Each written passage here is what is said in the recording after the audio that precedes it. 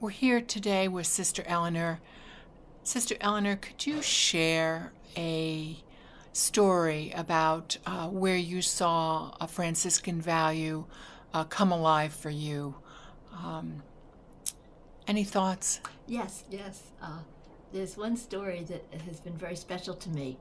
Back in 1980, the Franciscan family was doing their rule over, the Third Order, and they were asking for suggestions and reflections from all over the country and outside the country, I suppose. And there was going to be a meeting in Aston, Pennsylvania, and it just happened to coincide with our general chapter at that time. And so anyone who was supposed to have been there or could have gone was unable to. And I wasn't a member of the chapter. I wasn't a delegate. And I thought, I think I could do that. And I just finished Franciscan studies 4 years earlier, and I was alive with Francis and anxious to go. So I talked it over with the community, and it was fine for me to go. And I got on a bus in Olean. It must have been a Friday morning, and it was going to be for the weekend. And when I got on, I knew where I was ending up, but I really had no idea how to get there. But I was so sure that God was going to put some other Franciscan sisters on this bus because it was a long ride, and I thought certainly somebody else is going to be going by bus, so I'll be all set. And we were driving along, and looking out the window and just enjoying myself. And I heard this lady up in the front who had also gotten on in Olean, and she was talking to the person next to her, and she said, "I'm on my way to Philadelphia." She said, I lost my mother last night. My husband and I were at the state park in Allegheny State Park, and we had to break camp, and he was going to pick up everything and pack it in the car and bring it home, and he was sending me home early so I could get home and be with the rest of the family.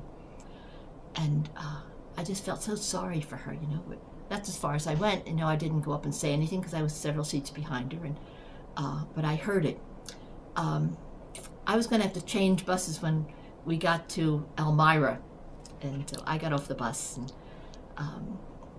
we were there about 40 minutes waiting for the next bus to come along that would take us to Philly. And this lady was there, and she and I got into conversation, and I mentioned to her that I had heard her speaking about her mother's death, and I was so sorry, and she was just very kind and very grateful, and we waited, and the bus came, and we sat together. And in that time, I would say about 4 or 5 hours together, she happened to ask, "Where are you going?" And I said, "Well, I'm going to Aston, Pennsylvania, but I have no idea how I'm going to get there or where it even is." And this woman looked at me and she said, I always start to cry when I think of this, "I live in Aston and you can come home with me." And I was I couldn't believe it.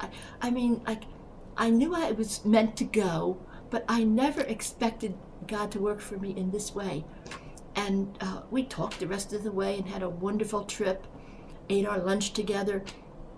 And when we got to Philadelphia, she knew exactly what to do so that she would get home and put me up in her home.